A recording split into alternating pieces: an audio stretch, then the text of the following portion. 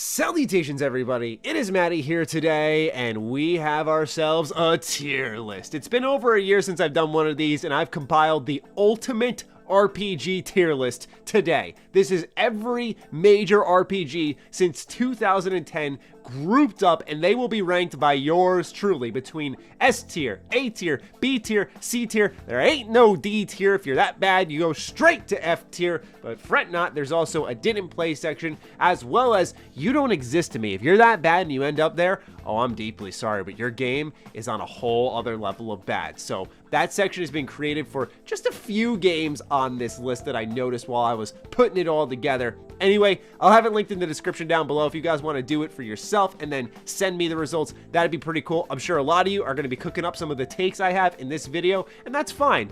I'll just be roasting back, so be prepared. Anyway, let's get this started with Assassin's Creed Odyssey. We're going to put this one in the B tier. I really liked AC Odyssey. I thought it did a lot of interesting things with this series, but we have to remember, it's still an Assassin's Creed game, so it's not like a top tier RPG by any means. It's just surprising to me how great it is for an Assassin's Creed game. It sort of dropped the whole AC thing anyway to make it the type of game it is, but I really enjoyed it. All right. Our first You Don't Exist to Me. Yep, do I need to say more? I don't. I enjoyed Wastelanders, but that game, see ya. All right, Alpha Protocol. This one had a lot of great ideas. We're going to put in the C tier. Obsidian had a pretty ambitious idea here, but I feel like the gameplay really conflicted with this skill system where when you aimed at some characters, it was very dependent on your stats, which makes sense in an RPG, but in a third-person shooter, there has to be some sense of compensation for just your character's aim. Otherwise, it's extremely confusing and conflicting. The game was pretty buggy, and so ultimately it falls in that pile that is hidden gems, but I like it, but I can't realistically sit here and say it should be higher on the list. There's a lot wrong with it, but as a role-playing game, it's fun. I would say give it a chance. It is a cheaper game at this point in time, but it just has too much wrong with it for me to put it on a whole other level. All right, Bastion. This is an action RPG from Supergiant Games. We're going to put this in the B tier. It's not super replayable, in my opinion, but it's such a fun game to play. There's a lot of different abilities you can use. It's sort of like a brawler slash beat 'em up, and it was a Xbox Live Arcade title, something that we don't see anymore. Xbox Live does not do the Xbox Live Arcade as far as I know, and it's really disappointing because it showed great gems like this. So there is a bit of nostalgia bias there, but I really did like what Bastion did. Supergiant Games is one of my favorite developers. So yeah, Bastion, easy B tier. All right, Bound by Flame. See, I went back and forth between C and F because when I reviewed it, you guys can look it up, did not like Bound by Flame. However, I do want to at least admit that it was an okay role-playing game, but F tier, sorry. The way I look at it is Spiders created Greedfall as well as Technomancer, two games we'll talk about later on in this list, but when you just compare Bound by Flame, it's not even remotely close. It is a good sign of what the developer learned as a lesson and built upon to make a game like Greedfall. All right, Blood-Borne, welcome to the S tier. Our first S tier is Blood-Borne. One of the most stylistic games, just that atmosphere is unbeatable. I love replaying Blood-Borne. I said in a previous video, I've played and beat Blood-Borne 3 times. So for me, man, this one is just easy. And I know for some, like, it's not that fun to replay because Ludwig's Holy Blade is busted, but it still has so many awesome weapons. And when you get to the DLC, the DLC weapons are on a whole other level. It's insane. So I love Blood-Borne with all my heart. It's my favorite Soulsborne title. Easy placement in the S tier. Borderlands 2. All right, Borderlands 2. You're our first A tier. Borderlands 2 is one of the most replayable games ever made. It has a diverse skill system, the badass ranks, interesting characters, a good story. It is the pinnacle of the Borderlands series. I enjoy this game so much. It's still fun to go back to, even with Borderlands Game of the Year edition in existence, even with Borderlands 3 in existence. And speaking of Borderlands 3, this one's going to end up in the B tier. I'm not going to let my personal dislike of the story take away from what Borderlands 3 does. in its gameplay loop, which is arguably more than what Borderlands 2 has, but I feel like Borderlands 2 was more refined. Borderlands 3 seems to just do a lot of everything, but it's still respectable in the gameplay department. If you remember my review, I said that Borderlands 3 was a rocky roller coaster, but it was really saved by the end game where the grind set in and you were going for high level loot, high tier loot. That's when Borderlands 3 is at its best, but I feel it took too long to get there, where Borderlands 2 is sort of a fun ride all the way through and much more replayable, in my opinion. Code Vein, didn't play this one. I know, I've let my fellow weebs down. I'm sorry. This is one that a lot of my patrons recommend to me, and it's one I do hope to get to at some point in time. It's just that I really have to be in the mood for these types of Souls games. I have to really enjoy them too to want to push through the difficulty. That's how I sort of rate them at times. Like, if there's something frustrating about the game that feels unfair, I'm not saying this applies to Code Vein, but this is just how I analyze them, then I just quickly move on, right? Although I did push through Dark Souls 2, which we'll talk about later on. All right, Dragon Ball Z Kakarot, C tier. It was impressive for what it was in a number of ways, because CyberConnect really brought the anime to life, and I am a diehard Dragon Ball fan, but I could not sit here and tell you guys that this was like a top tier RPG. It's a fun action RPG with a very simple skill system, but it did surprise me in a number of ways with the amount of quests it had, the number of things you could do in the universe, and just how true to the show it was and how they explored it in some of the side quests. But overall, as a role-playing game, it's not something that's going to blow you away, but I do think they could do better. When you look at Dragon Ball Z, I think it's called Attack of the Saiyans on the DS, and then you look at this, what they're calling a Dragon Ball Z RPG, I don't think they're remotely close, and Bandai sort of slapped that on the marketing just so that it hit a bigger demographic. All right, Dragon Age Inquisition. Oh, I want to put you in the F tier so bad, but I'm an objective man, and I will put it in the C tier. I understand that there are some really cool elements of choice between the companions, the whole system where you can sit in your throne and make choices for your kingdom. I understand Dragon Age Inquisition offers a decent amount of choice and consequence. I have not played the DLC, which is also why I want to put it in the C tier. I think that is fair, but one of the most grindy feeling repetitive RPGs I have ever really experienced. I was so excited for Inquisition. Man, I could not wait for this game. And I think I spent more than half my playtime in, what was it, like the Hinterlands or whatever. There's a huge joke about how MMO-like the gameplay was there, and it just spreads to the rest of the title. I gotta go back to it. A lot of my viewers have been telling me, go ahead, give it a shot, Matty, see what you think now, because, you know, I've grown up a little bit. It came out in, what, 2014, and that was 6 years ago now, so a lot has changed since then. So I think I will be doing a 2020 review of this, or a 2021 review. You guys know how I like to go back to older games, re-review them for a current audience, whether just to reignite a discussion, or for people who are looking to pick it up nowadays who don't know much about it. There's always been good reception to that, and I feel like this would be an interesting experiment to go back to Dragon Age Inquisition. But as it stands now, absolutely C tier. Dark Souls. So yeah, this one I'm going to put in the A tier. It hasn't aged as well in a couple of ways, but it's without a doubt one of the most defining games of the last generation. I love the original Dark Souls. One of my favorite RPGs ever. I just love going back and rebuilding characters. It also brings me back to a time where I was actually really sick. I had to get my appendix out, and this was the game that comforted me, if you can even do that with a Souls game. But this was the game that was there for me, man. I was playing this the whole time I was home for 2 weeks from school, so I have fond memories of the game, of course, but more focused on the video subject. This game, just the building and the openness of the title and how the world was really interconnected and how difficult it was. It was revolutionary for its time. You can also see a lot of lessons learned from FromSoft when you hop back into this game and compare it to the likes of Sekiro or Blood-Borne. They've learned a lot, and it's impressive that it still does hold up despite how old the title is. All right, Dark Souls 3.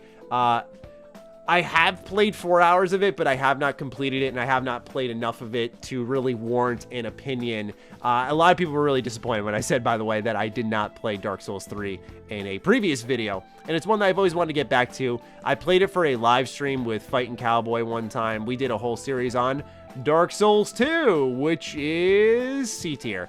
You can't take away from the fact that Dark Souls 2 still has a lot of the systems that Dark Souls 1 had, but I just... some of the bosses were cheese. Some of the level design just wasn't as good. The DLC wanted to make me tear my hair out. You guys can go ahead and watch. There is a full playthrough up on Fightin' Cowboy's channel with me and him going through the game in co-op.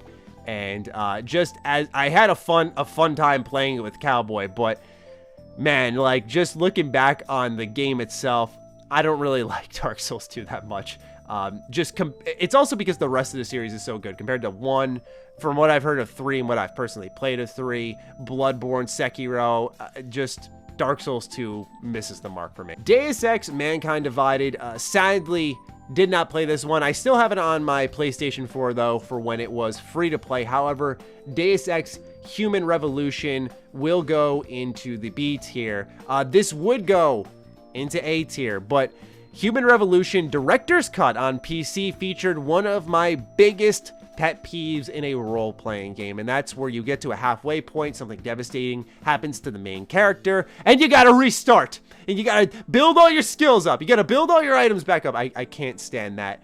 I'm sorry, no pass on that, because despite that, this is an incredible RPG, and if you haven't played it, go ahead and do so. Just don't play like the director's cut or whatever. My pinnacle moment was I was investing in a strength stat, right? And so I remember moving like a refrigerator and using that to crawl into like a duct behind the refrigerator to get to a separate apartment and going, wait, what, they thought of this? And I like completed a quest in there. It was such cool levels of gameplay freedom. I really appreciated that about this entry, and it's why I want to play Mankind Divided. I was really excited for Mankind Divided, but one of the things I heard was it ends at a point where it really should have been continued because either the game got cut off halfway through or they were planning on making another game and they just split the game up into 2, which was really strange. So it's very sudden.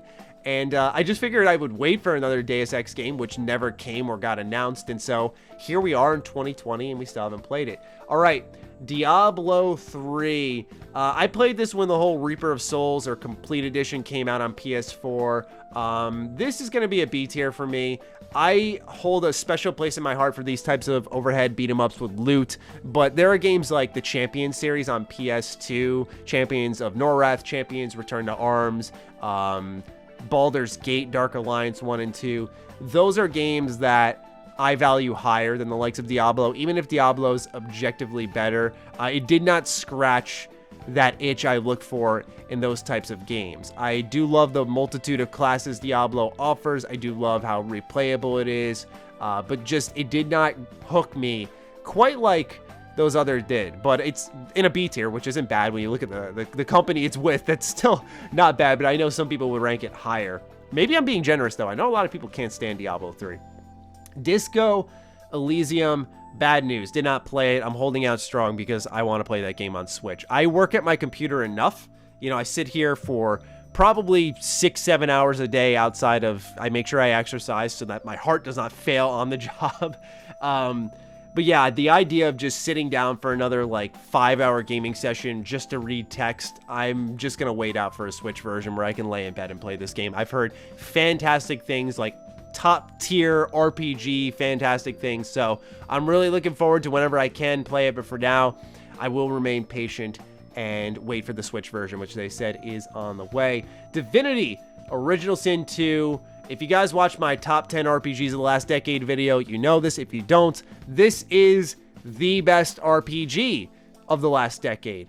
Divinity Original Sin 2 has more choice and consequence, more build options, more permutations than any other RPG that has released in the last 10 years. I do not need to say more. Please, if you are open to the top-down, the isometric style gameplay, give it a shot. It is a difficult game, but it is very fun.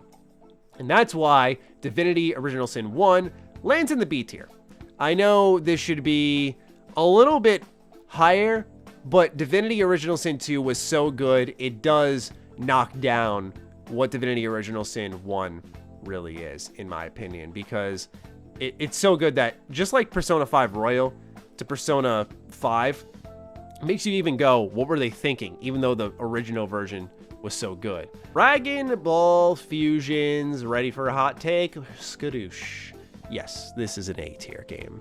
Dragon Ball Fusions is one of the coolest spin-offs in the Dragon Ball franchise. So you know how like Goku and Vegeta, they'll fuse together, or Kid Trunks and Kid Goten, they'll fuse together. Okay, so imagine if you took that concept and made a whole game around it. So every character in the universe can fuse together. So you could fuse like Nappa and Raditz and make like Naditz or something. And these groups can all fuse together and like make big teams, and there's these interesting tactical battles.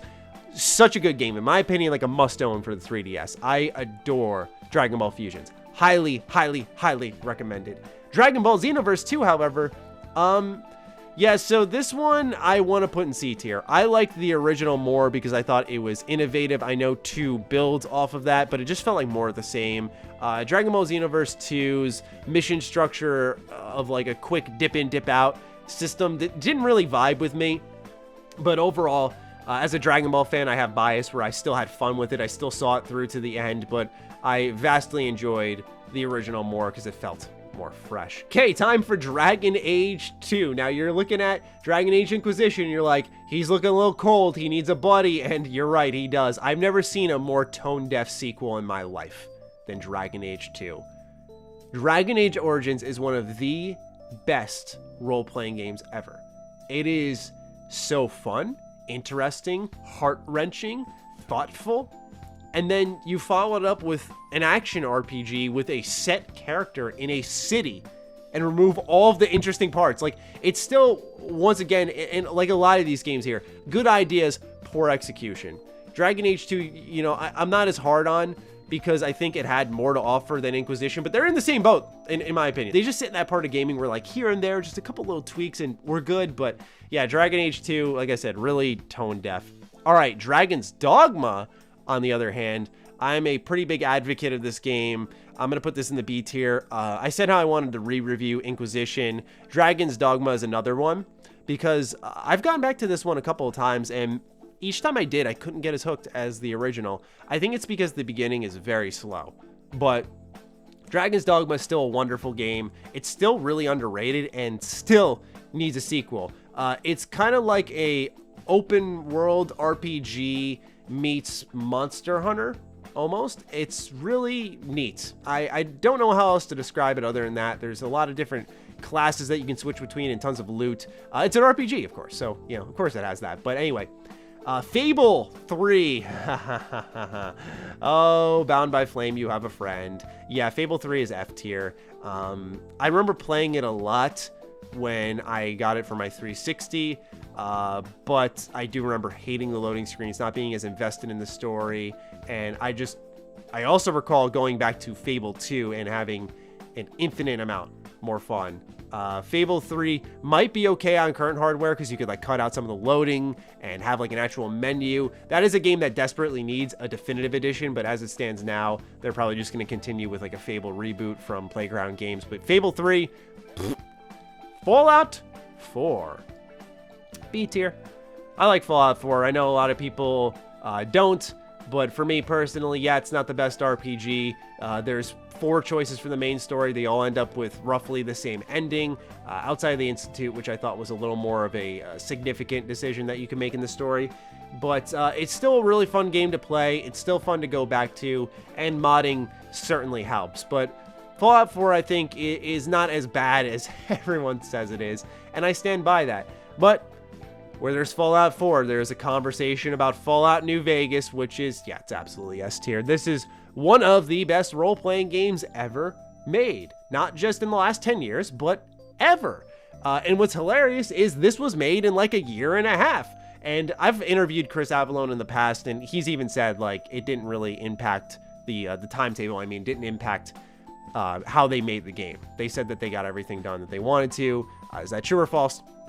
Up to you to decide. But Still, Fallout New Vegas, can't say enough good things about it. I was one of the bigger sticklers when it came to its setting, but I've come around to it since I played the originals and really appreciate New Vegas a lot more now.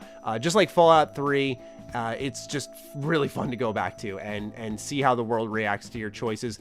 Way more choice and consequence than any other Fallout game outside of the originals, like Fallout 2 especially had probably the most in the terms of reacting to the decisions you made. But New Vegas for a modern open world game is extremely impressive. Final Fantasy VII Remake, really like this bad boy. He goes in the B tier. Incredible action RPG. Redefined what Final Fantasy VII is. We'll see how they follow this up. But was one of the games I strongly recommended from this year. One of the few games I actually was able to review this year on time that I got a review code for. And I just adored the characters in this game. I thought their arcs were really rewarding to get invested in. Sometimes games really drop the ball, but with Final Fantasy VII Remake, they follow up strong because they know you care. And you can't say that about every game. Oh, this one's going to be good. Final Fantasy 13 2. Yep. Welcome to the B tier. One of the most underrated JRPGs ever.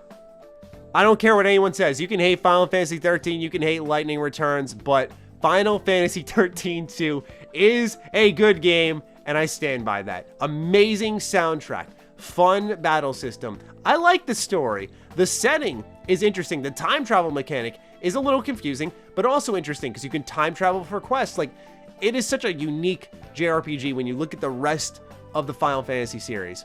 I really like it. Final Fantasy 15, however, is a really interesting scenario because I've never seen a game age so poorly, so fast. Goes in the C tier.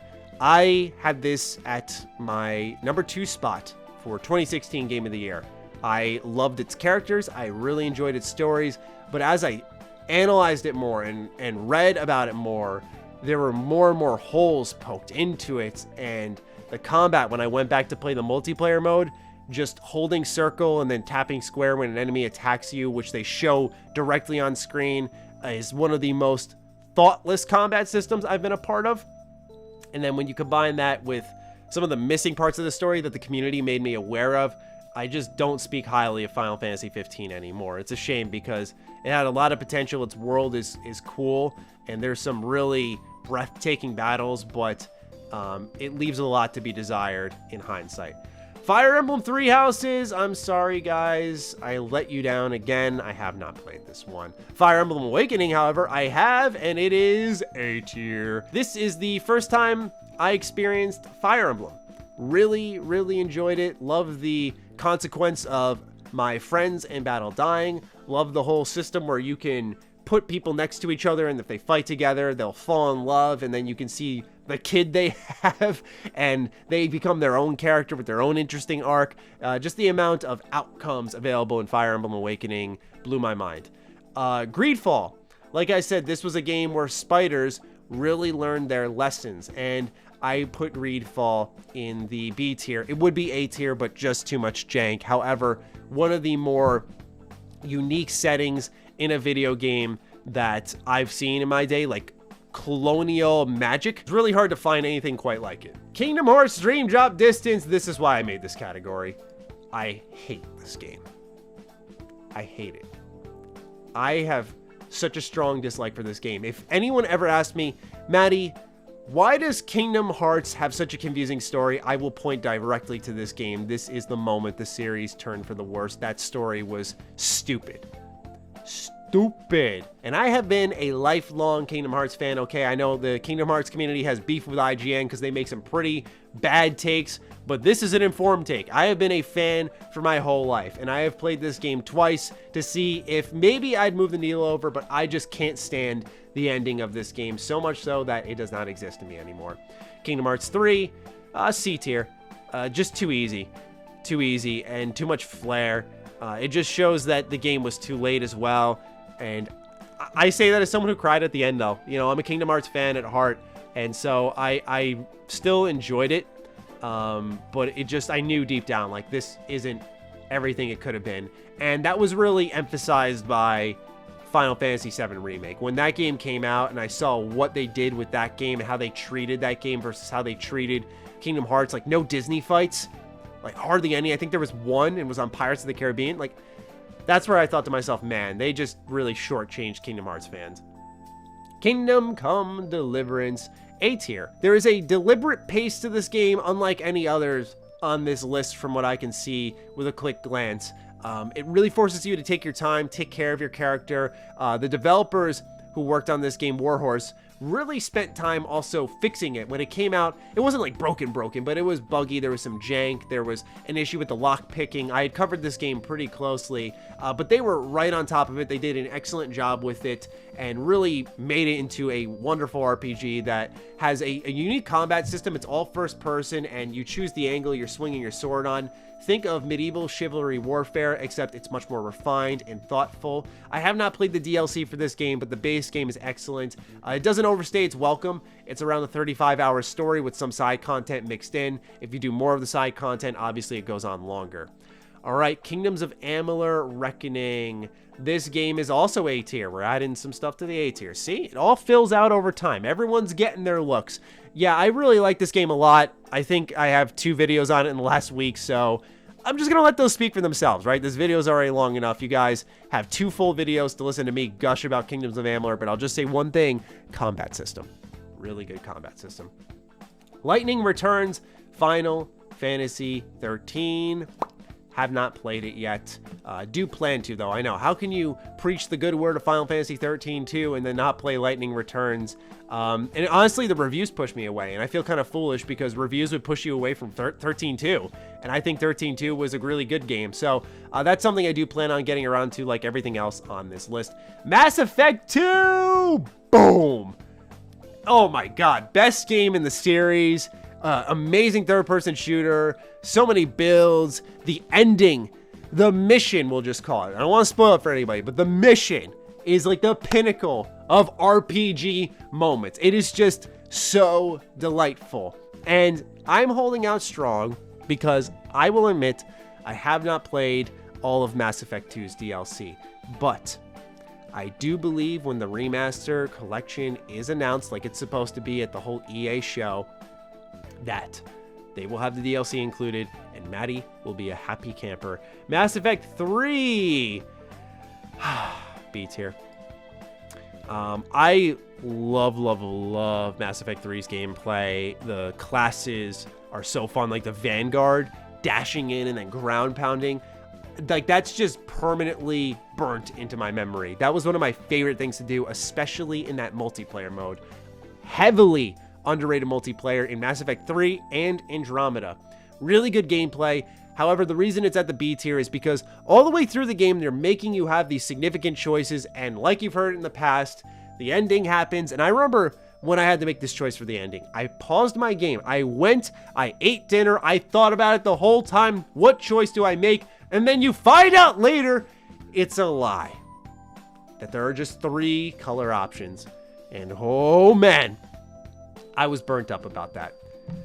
Moving on, we've got Monster Hunter World. I'm not the biggest Monster Hunter fan or player, but Monster Hunter World made me a Monster Hunter fan, and it has the craziest amount of build options. There are so many weapons. There's a good grind loop there that I think is fair and enjoyable. It's just amazing how open the game is, where you're in these full-on ecosystems rather than just chasing down monsters between loading screens. I really appreciate what Monster Hunter World did. It is Capcom's officially most successful game of all time, and this is the company that released Street Fighter 2. So just think about how wildly popular that is. They did not turn it into a games as a service. They did continue to update it, of course, but they were not making you pay for anything except Iceborne, which was pretty much a whole new game.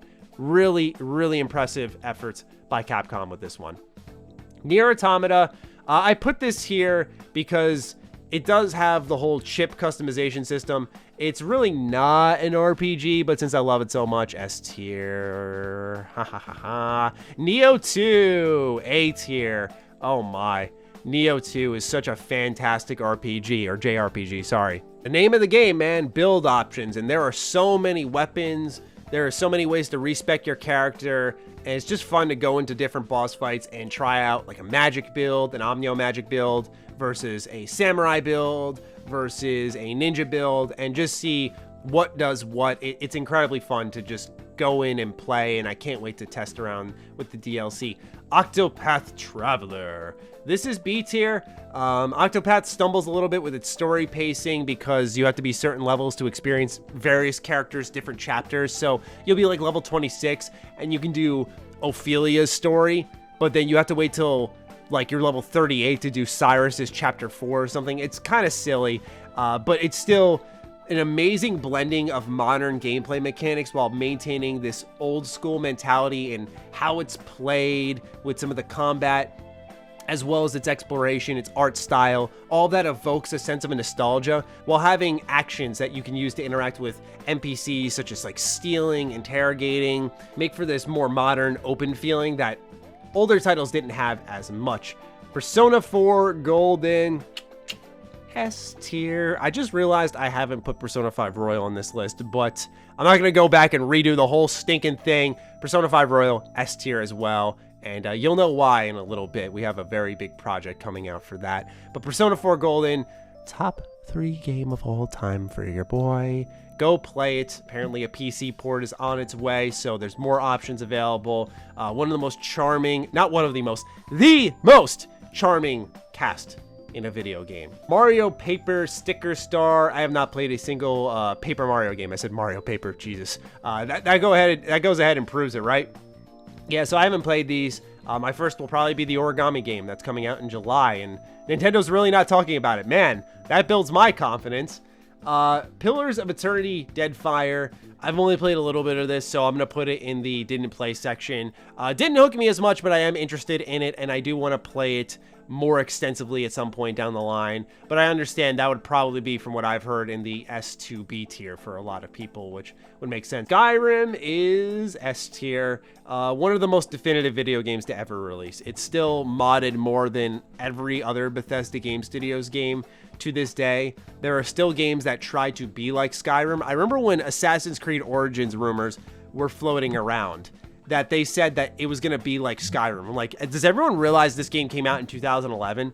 So Skyrim was just absolutely a pinnacle of game design in a lot of ways. Was it the best role-playing game compared to other Elder Scrolls titles? No, certainly not. But as a game that allowed you to feel like a true adventurer and give you that real power fantasy, I adore Skyrim, and I know many others do. All right, South Park, The Stick of Truth, one of the funniest games I've played and has legit RPG systems. I love this game, man. And you could say the same about Fractured Butthole. Whoopsies, that did not mean to go in the S tier. Both these games to me are A tier. I know some people like Stick of Truth more than Fractured Butthole. I understand why. Stick of Truth did, pardon the pun, stick with me more. But I thought Fractured Butthole and like the subway fight, we'll call it, like there are just moments there that are hilarious. But the gameplay in Fractured Butthole is a little more action-packed, which I adored. But I still thought that Stick of Truth was more of a stronger RPG when it came to building your character. And it was kind of interesting because it's such a goofy game, but yet there's real thoughtful mechanics. It's a weird contrast. Tales of Zestiria. Oh man, I might get some flack for this one. I thought this was just average, and I'd rather your game be horrible than average. Tales of Zestiria was one of the most average games I ever played, but what's funny is this was technically the sequel to the next game we're going to put on this tier list, Tales of Berseria, which is B tier. So let me explain this. Pretty much what happened is this came out first. Zestiria came out first, and then afterwards came Berseria. And I can promise you, if I played Berseria first, which has an incredible story and a amazing cast of characters. Laphicet, oh my god, what an amazing character. Velvet, an actual dark protagonist in a JRPG who just kills people and then they start to humanize her? Yeah, please, that's so rare nowadays. So Berseria was really just a rare style of JRPG. Sadly, it takes about 20 hours for the story to really get rolling, but once it does not slow down at all. That's why Zestiria, if you play it after Berseria, is so good. But if you know nothing about that universe of Berseria, Zestiria does not hit hard, which makes that whole release pattern Really weird. Technomancer, have not played it, really don't plan to either. I was very interested in its concept. It looks great, but it just, once I played Greedfall, I realized that, once again, that was sort of the pinnacle of spiders, where they had a real budget to work with. Moving on to The Witcher 2. This is A tier. Yeah, The Witcher 2 does not get enough love. Everyone loves talking about only The Witcher 3, and I think a lot of people forget, as you'll see at the end of this list, what CD Projekt Red is capable of and had been capable of before The Witcher 3. The Witcher 2 just had a dark, brooding atmosphere to it. It was a lot more linear. It was not open world like Witcher 3, and the combat was a little more janky.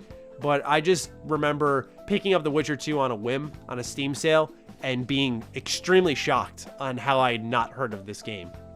So yeah, this is one that should not be ignored, just like the Banner Saga. Banner Saga Trilogy, this just counts as the whole trilogy, is amazing. There is a collection already out. Do yourself a favor, go play them. Artistically, really unique, but more than anything, the carrying over of choices that you can make game to game really brings that Mass Effect feeling, except like the ending of it all matters, right? And that's important. The Outer Worlds, A tier. When I went back to the Outer Worlds for the Switch review, I noticed a couple of flaws with it. Normally, I would probably have put it in S tier, but there are a couple of flaws with it, and hopefully, this game gets moved down to B tier when not Bethesda, Jesus, when Obsidian releases whatever they're working on with Xbox for the next-gen consoles. I've heard some very interesting things about it, so I hope that it's that good and we can see what Obsidian can do with like a really big budget and make a AAA game. That'll be so exciting. The Witcher 3 Wild Hunt, need I say more? This goes into the S tier, of course. One of the most definitive RPGs of this generation that we're in right now, the PS4 and Xbox One. It just set the standard, showing that you do not have to cut corners to make a good RPG. You can make a thoughtful combat system, even if I'm not the biggest fan of it. You can make a story with lots of dialogue, with a voiced protagonist, with tons of choice and consequence, with really dark arts, with very dark arcs, like, for example, the Bloody Baron. Chef's kiss. So good. But yeah, the Witcher 3 Wild Hunt just is the gold standard of modern RPGs, in my opinion. I know that's not a really original take, but I think it's very hard to argue. I don't say that as like a die-hard fanboy of CD Projekt Red. I really like what they do, but I'm not like obsessed with them. I think it's just because I've been familiar with liking what they do for a long while now, as we'll talk about Thronebreaker, The Witcher Tales. S tier, yeah, you may have realized I put it there. This just shows how flexible CD Projekt Red is, man. Like, they don't just make good games like The Witcher 3 and 2, which are these action-focused RPGs that really reflect your choices. Like, Thronebreaker's a card game. It takes Gwent, a mini game in Witcher 3, and builds a full game into it with a thoughtful story and arguably more choices, like more impactful choices. It takes some elements from Banner Saga, so that will be familiar to those who have played that game, and then it builds it into a card game, and I'm a sucker for card games, so this game just really struck a chord with me, but I adore Thronebreaker. All right, nearing the end here, Tokyo Mirage Sessions JRPG released on the Wii U, and it is a C tier. Now, I know FE, or Encore, I'm sorry, is a re-release on the Switch that improved a couple of things like the grinding and whatnot, but this game just never, I felt, reached its potential. Its story didn't hit as hard. Just like Two Worlds 2. I remember Two Worlds was one of the first games I saw on the 360, and I was kind of wowed by it, but when you look back on it now, Two Worlds 2 isn't really a bad game from what I remember, but this was one that just didn't stand the test of time. Vampire, however, should, because it is B tier. I do like Vampire quite a bit. I rave about it a lot on the Ham Radio podcast. Just the conversation system in this game is unlike any other video game I've personally seen. It's just very deep is the best way to put it. It just keeps going and going. It feeds off like notes you've read and items you've found in the world, and you can ask specific characters about them. It's just so well thought out. Like, they had a small budget, you can tell, and they just put it in all the right areas, and I feel it really played out well. Hopefully we see a sequel. Wasteland 2, The B tier is getting crowded. I would put this in an A tier, but man, just the difficulty curve at the end of this game just put me off, I think. I just wasn't a fan of it. It reminds me a lot of Divinity Original Sin 2. That also had a steep difficulty curve, and I think it was the 5th chapter or the 6th chapter. That just felt like, why is this even a thing? It just made the game infinitely more unenjoyable. And so it hurt this game more, in my opinion, because Wasteland 2 I wasn't as in love with as I was with Divinity, where it's a little easier to overlook. Lastly is Xenoblade Chronicles, and that has to go in the didn't play. That's probably the one out of everything here that I'm going to get to next. I've heard too many good things about it. Anyway, though, ladies and gentlemen, this is our complete RPG tier list. A lot of talking. My throat is shot, but I do hope you guys enjoyed this. I know there's a lot of hot takes here, but that is the point of these tier lists. They are just supposed to be riddled with hot takes. So hopefully you found this enjoyable. I'm looking forward to seeing the tier lists that you guys create sent to me, hopefully on Twitter, or if you want to put just some thoughts generally in the comments, go ahead and fire away. I'm looking forward to seeing all of that. And I will talk to you guys soon. Be sure to follow me on Twitter, follow me on Instagram. Those links are in the description down below. Big thank you to all of the patrons who continue to support all of the content I create here. Stay sexy, stay active. I love you all. Peace.